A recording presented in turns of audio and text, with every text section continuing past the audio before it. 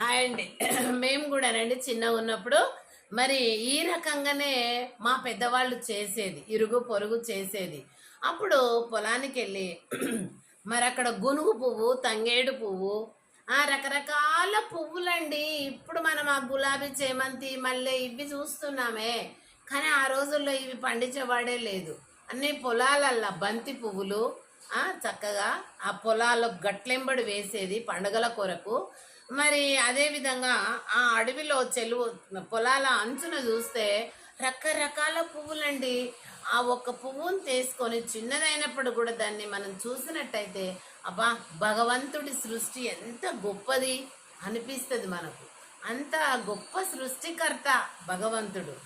అయితే ఆ రకరకాల పువ్వులను తీసుకొచ్చి గునుగు, తంగేడు, గుమ్మాడి ఆ పువ్వులు అన్నీ తెచ్చి చక్కగా అలంకరించి మేమైతే చక్కగా బ్రతుకమ్మ ఆడేది.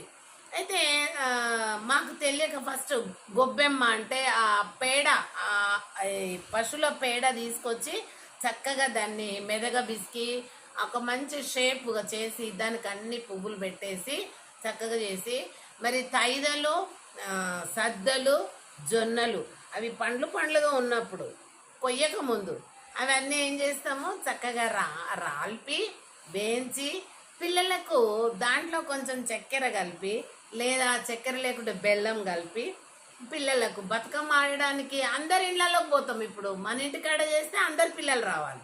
అట్లా ఒక్కొక్కరి ఇళ్ళలో అందరు రెడీగా పెట్టి ఇక ఒక్కొక్క ఇల్లు నుండి స్టార్ట్ చేస్తాం అన్నమాట. చేసినప్పుడు అదంతా అయిపోయినాక మరి గౌరీ మాతకి ఆ యొక్క గొబ్బెమ్మను పైకి తీసుకొని ఇట్లా మరి మంగళహారతి లాగిస్తూ పాటలు పాడుతూ అంతైనాక పిల్లలందరికీ కూడా చక్కగా ఆ యొక్క పలహారాలు తయారు చేస్తాం కదా, సద్దలు, జొన్నలు, ఇంకేంటి తైదలు, అవి చక్కెర కలిపో బెల్లం కలిపో అవన్నీ పిల్లలకు పంచుతామన్నమాట. పంచి ప్రతి ఊరుకు ఒక చెరువు ఉంటుందండి, ఊర చెరువు అని.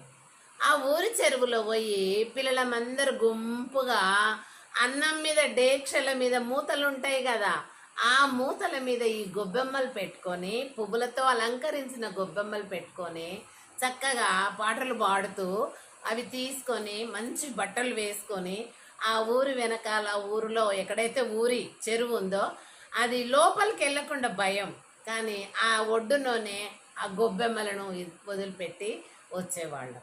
ఇంకా పెద్ద పెద్ద వాళ్ళు ఏం చేస్తారు, పెద్ద వాళ్ళు పేడతోని చెయ్యరు వాళ్ళు. మేమంటే చిన్నపిల్లలు అట్ట చేసినాం, కానీ వాళ్ళు ఏం చేస్తారు, స్తంభులలో అలంకరించి మగవాళ్ళ